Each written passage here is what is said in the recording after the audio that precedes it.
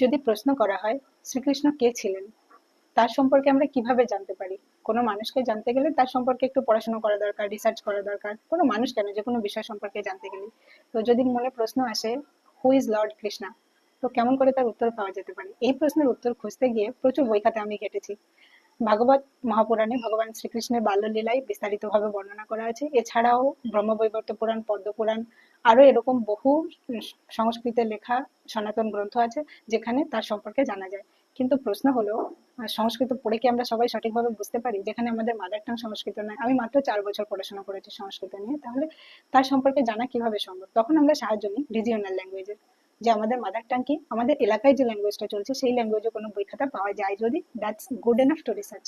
প্রচুর বই আছে, বিভিন্ন ভাষাতে আছে। আমি বাঙালি, তো বাংলা ভাষার বইগুলো আমাকে বেশি অ্যাট্রাক্ট করে। বাংলা, ইংলিশ, হিন্দি, ভারতের বিভিন্ন আদার্স ল্যাঙ্গুয়েজেও তার সম্পর্কে লেখা বই আছে, এবং রামায়ণ মহাভারত এগুলো তো বহু অনুবাদ আপনি খুঁজে পেয়েই যাবেন।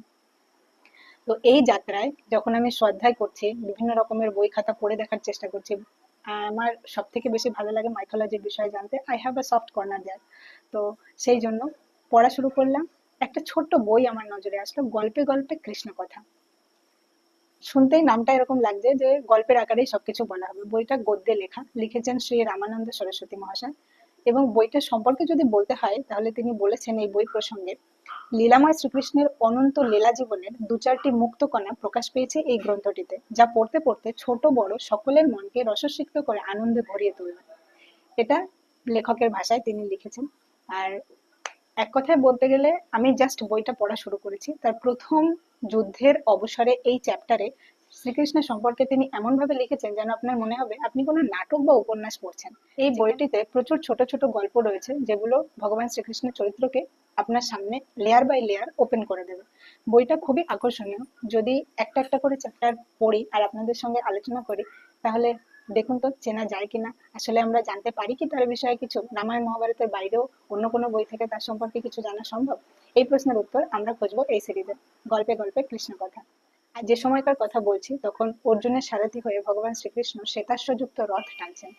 সূর্যাস্তে যুদ্ধের অবসান হয়েছে, সবাই বিশ্রামের জন্য এবং ট্রিটমেন্টের জন্য যে যার শিবিরে যাচ্ছে, কারণ যুদ্ধে কখনো এক পক্ষের ক্ষতি হয় না, ক্ষতি দুপক্ষেরই হয়। অস্ত্র তোমার দিক থেকে চললে অপোজিট দিক থেকেও চলবে, তাই সবাই ক্ষত বিক্ষত আহত হয়ে নিজেদের শিবিরে ফিরে এসেছে এবং যে যার মতো বিশ্রামে মগ্ন। ঠিক সেই সময় আমাদের প্রোটাগনিস্ট, আমাদের হিরো, তিনি কি করছেন চলুন দেখে নেওয়া যাক।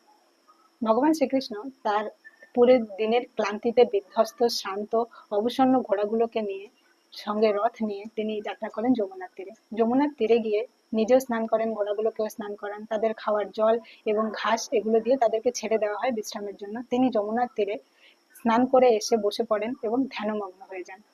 সম্পূর্ণ রাত তিনি এখানে এইভাবেই বসে থাকবেন এবং পরবর্তী দিনে যখন সূর্যাস্ত হবে তিনি আবার ফিরে যাবেন যুদ্ধের ময়দানে। নিজের সমস্ত ক্লান্তি যমুনার জলে ধুয়ে দিয়ে, যমুনার সাথে একাত্ম হয়ে তিনি যেন এখানে প্রেম বিহারে এসেছেন। এই ছোট্ট চ্যাপ্টারে লেখক দেখিয়েছেন যে কিভাবে একজন মানুষ তার প্রিয়তমার কাছে ফিরে এসে অনেক শ্রান্তি, দুঃখ, কষ্ট, যন্ত্রণার পরেও নিজেকে হালকা ফিল করতে পারে, নিজেকে আরো পরের দিনের যুদ্ধ বা সংগ্রামের জন্য আরো স্ট্রং ভাবে তৈরি করতে পারে। তিনি যখন ধ্যানমগ্ন সেই সময় দেবী যমুনা নারী শরীর ধারণ করে উঠে আসেন নিজেরই তীরে। আর ততক্ষণে শ্রীকৃষ্ণের ধ্যানভঙ্গ হয়, তিনি যমুনার সঙ্গে বার্তালাপে মুগ্ধ হন।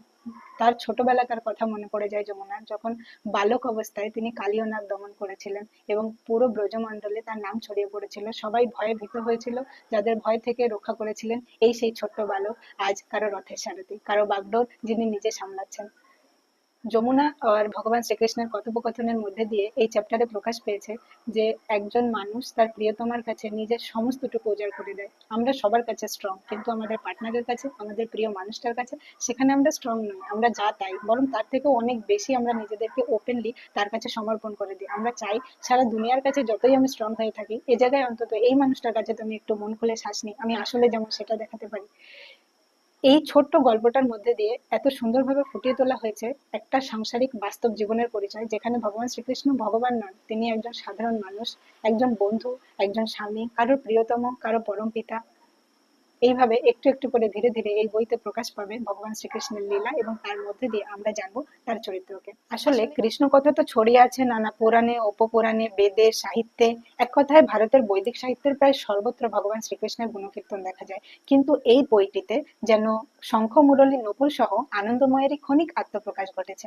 আমরা ধীরে ধীরে সেই প্রকাশকে দেখার এবং বোঝার, জানার চেষ্টা মাত্র করব।